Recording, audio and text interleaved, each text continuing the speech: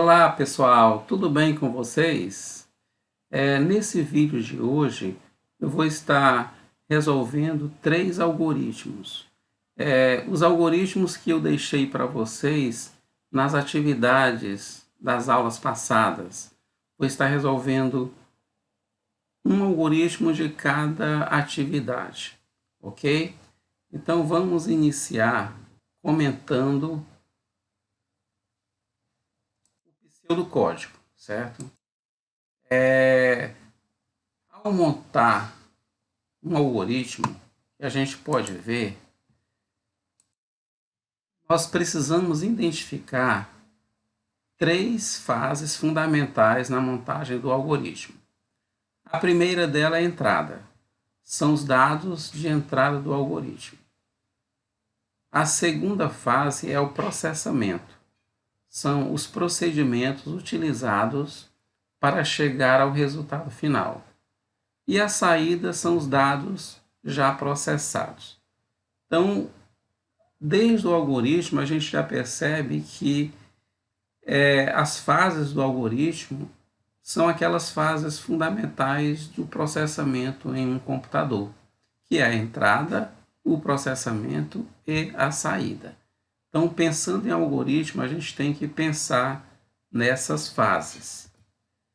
A entrada, se a gente for fazer uma analogia com o homem, a entrada é a percepção das impressões sensoriais.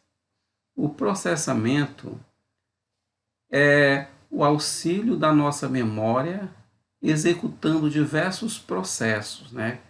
Para comparar, para combinar. Esse é o processamento nas nossas cabeças que fazemos ao resolver um problema. E a saída é o resultado final do meu pensamento, o que eu tenho como saída. Então, essa é uma analogia com os algoritmos, ok? Então, o nosso primeiro exemplo aqui de algoritmo é para calcular a média final de um aluno, ok? Esse aluno, ele obteve 4 notas, que eu chamo de prova 1, prova 2, prova 3 e prova 4. Então, para calcular a média dessas notas, eu tenho que somar e dividir por 4. Então, na montagem do meu algoritmo, eu já penso naquelas três fases, que são três perguntas. Quais são os dados de entrada? Eu tenho como dados de entrada P1, P2, P3 e P4. Então, tenho como dados de entrada aqui P1, P2, P3 e P4. E qual será o processamento? O processamento vai ser a nossa soma das notas e a divisão por 4. É o processamento da média. Eu vou somar e dividir por 4. E qual vai ser a minha saída? Vai ser o resultado da média. Ok? Colocando no formato de pseudocódigo, a gente observa que fica desta maneira. Ok? Eu coloquei o nome algoritmo média. Nós não estamos aqui colocando os tipos de dados, porque nós não falamos ainda sobre variáveis e tipos de dados, ou está incluindo variáveis aqui, mas nós vamos aprender no decorrer das nossas aulas. Então, no início, eu leio as notas P1, P2, P3 e P4. A soma, que é uma variável soma, eu coloco o resultado de P1 mais P2 mais P3 mais P4, e a minha média é esta soma dividido por 4. Essa é a minha média. E eu mostro a média. Então, o algoritmo mostra a média. Então, eu tenho a média das 4 notas. Ok? Isso eu pedi para vocês realizarem em uma das nossas atividades. Agora vamos ver o próximo algoritmo. No próximo algoritmo, nós estamos utilizando uma estrutura de decisão. Aqui. Ok? Como é essa estrutura de decisão? É o seguinte, eu tenho Ó, escreva um algoritmo que calcule a média de um aluno e que tenha como saída a situação do aluno, que é aprovado ou reprovado. E a nota para aprovação é 7.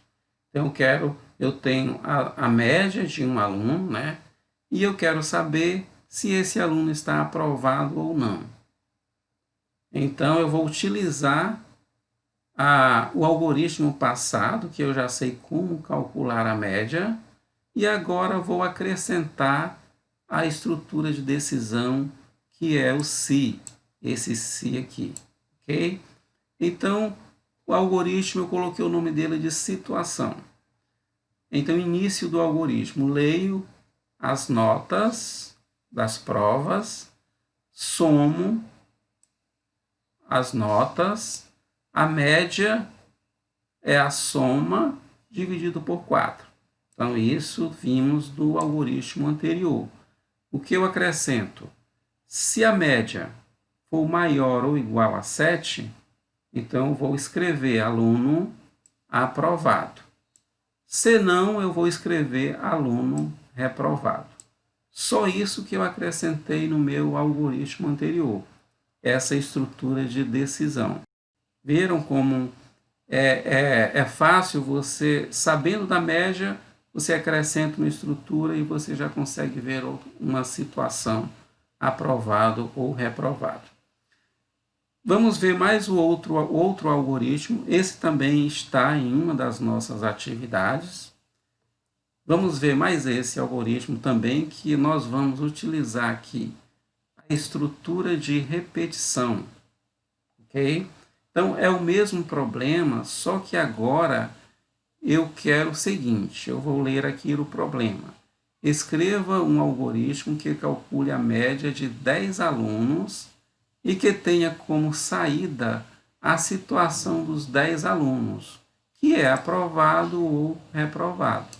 A nota para aprovação é 7. Agora aqui eu já quero saber a situação de 10 alunos. Então eu vou utilizar uma estrutura de repetição. Agora utilizo os dois algoritmos anteriores e acrescento uma estrutura de repetição. Como é que fica? Eu vou acrescentar aqui um contador. Tá? Como é uma estrutura de repetição, eu já comentei com vocês, nós temos que colocar algo para parar a repetição. Então, esse contador, eu inicio com 0. Eu digo que contador é igual a 0. Aí, aqui, essa estrutura vai repetir. Ó, enquanto contador for menor que 10, faça. Então, enquanto o contador for menor que 10, eu vou fazer tudo isso aqui, ó, que está entre o início e o fim. Vou fazer tudo isso, enquanto o contador for menor que 10. Como o contador é igual a 0, eu vou realizar tudo isso aqui. Vou ler a nota da prova 1, prova 2, prova 3, prova 4, vou somar, como nós já fizemos, vou calcular a média, como já calculamos no algoritmo anterior, né? Nos dois anteriores. Se a média for maior ou igual a 7, escrevo aprovado, se não reprovado, do algoritmo anterior. E aqui eu vou acrescentar, vou somar 1 ao contador. O contador que era 0, ele vai passar a ser 1, porque contador vai receber contador mais 1. Então, o contador que era 0 aqui, ele vai somar com 1. Então, meu contador vai ser 1 agora. Aí ele vai fazer a comparação. Contador que é 1 é menor que 10? Sim.